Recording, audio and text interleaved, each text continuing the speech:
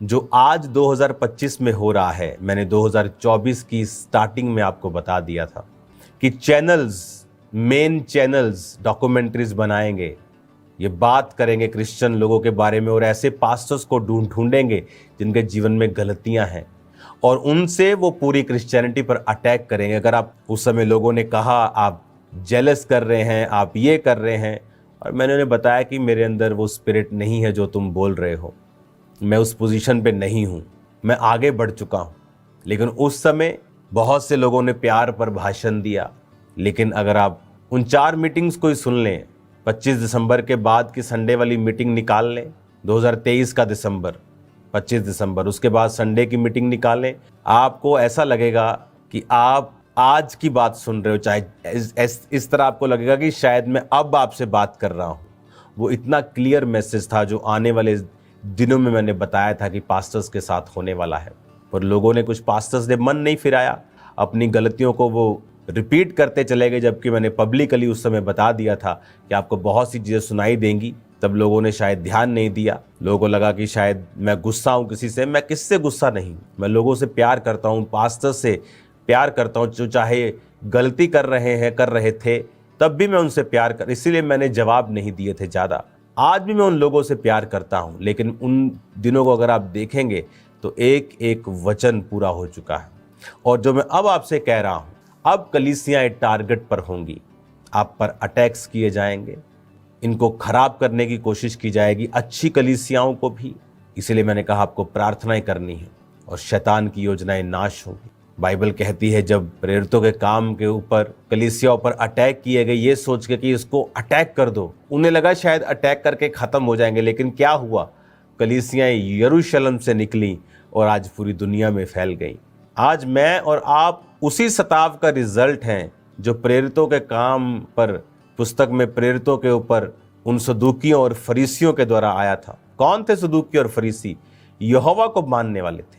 अन्य जाति भी अटैक करते थे, यहोवा को मानने वाले भी। आज भी कौन लोग हैं जो जीवित कलीसियाओं पर अटैक्स कर रहे हैं? मरे हुए क्रिश्चियंस, मरे हुए लोग जो आत्मा में मरे हुए हैं, जिनको डर लगता है सुसमाचार देने में। और तब भी ऐसा ही था। लेकिन हुआ क्या, उन्हें लगा कि शायद कलीसिया तितर बितर हो गई, सुसमाचार वहां से निकला तो आगे पहुंचा, कम नहीं हुआ।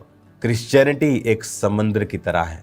उस समुद्र में व्हेल मछली पाई जाती है, डीप सी क्रिएचर्स पाए जाते हैं, अलग अलग भयंकर प्रकार के क्रिएचर्स, भयंकर प्रकार की मछलियां, भयंकर प्रकार के जानवर जो ऊपर की सतह पर नहीं आते, वो नीचे पाए जाते हैं। समुद्र को कोई जान नहीं पाया आज तक। एक लेवल के नीचे जाके पनडुब्बियां भी मार खा जाती हैं। क्रश, इतना प्रेशर है नीचे। माउंट एवरेस्ट से भी बड़े पहाड़ समुद्र के नीचे। क्रिश्चियनिटी एक समुद्र है। अगर आप नदी के पास जाएं, कभी आप बहती हुई नदी को देखें, उसके करीब जाएं, तो वो डराती है। आप पूरी शां शां आवाजें आती हैं। आप, क्रिश्चियनिटी नदी के समान नहीं है। ये शोर नहीं डालती जिस तरह लोग शोर डालते हैं ना, वो शोर डाल के आपको डराने की कोशिश करते हैं, शोर डालते। आप नदी के पास जाएंगे, आप डर जाएंगे खुद भी। लेकिन अगर आप समुद्र के पास जाएंगे तो समुद्र शांत होता है। वो जितना गहरा है, जितना कमाल का है, जितना डीप है, जितना मार्वलस है, उतना वो शांत है।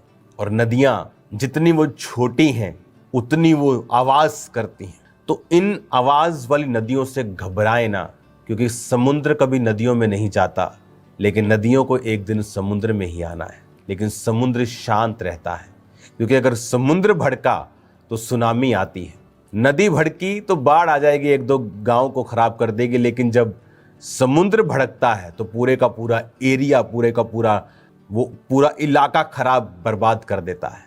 क्रिश्चियनिटी एक समुद्र है।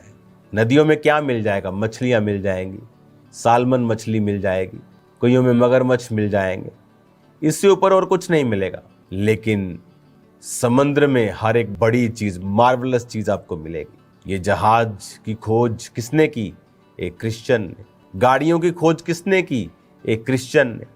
इस देखने वाले कैमरों से लेकर हर चीज में आप देखेंगे कि परमेश्वर ने इनको यूज किया है। आज जो लोग क्रिश्चियनिटी की बुराई करते हैं, कहें उनसे छोड़ दें फिर हर एक चीज जो क्रिश्चियंस लोगों ने बनाई है। समुद्र में, कश्तियों में जाएं, जहाज का सफर छोड़ दें, बैलगाड़ियों में जाएं, गाड़ियों का सफर फिर छोड़ दें। अगर आपको क्रिश्चियंस बुरे लगते हैं, उनकी चीजों को भी छोड़ दें। फिर देखें जिंदगी कैसी है। बोलते हैं कि नहीं जी, हम क्रिश्चियनिटी पे अटैक नहीं कर रहे, और क्या है। अगर आप किसी चर्च पे, किसी जीवित चर्च पे अटैक कर रहे हैं, तो वो क्रिश्चियनिटी पर ही अटैक है। काम्ब्रा चर्च वो चर्च है जहां पर हीलिंग बिकती नहीं है, लेहन का पैसा नहीं है, ऑयल का पैसा नहीं, रहने का पैसा नहीं, खाने का पैसा नहीं। 24 घंटे वहां लंगर होता है, रोज वहां लोग फ्री रहते हैं, शेड बना है, खाते हैं, पीते हैं, चले जाते हैं। शैतान को ये बात पसंद नहीं है। लेकिन मैं आपको बताना चाहता हूं, समुद्र शांत रहता है क्योंकि वो बहुत बड़ा है। नदियां उफान पे रहती हैं, शोर मचाती हैं, डराती हैं, पर उनसे डरने की जरूरत नहीं है। 400 करोड़ लोग आज परमेश्वर में हैं। 2030, 35, 40 आप अगर देखेंगे, चाइना में, अमेरिका से भी ज्यादा क्रिश्चियंस हैं वहां पे। पूरी दुनिया में परमेश्वर का प्रचार हो रहा है। शैतान को पता है उसके पास समय कम है। अगर आप प्रभु से प्यार करते हैं, इस सेवकाई से प्यार करते हैं, तो कल से आप डीप प्रार्थनाओं में चले जाएंगे।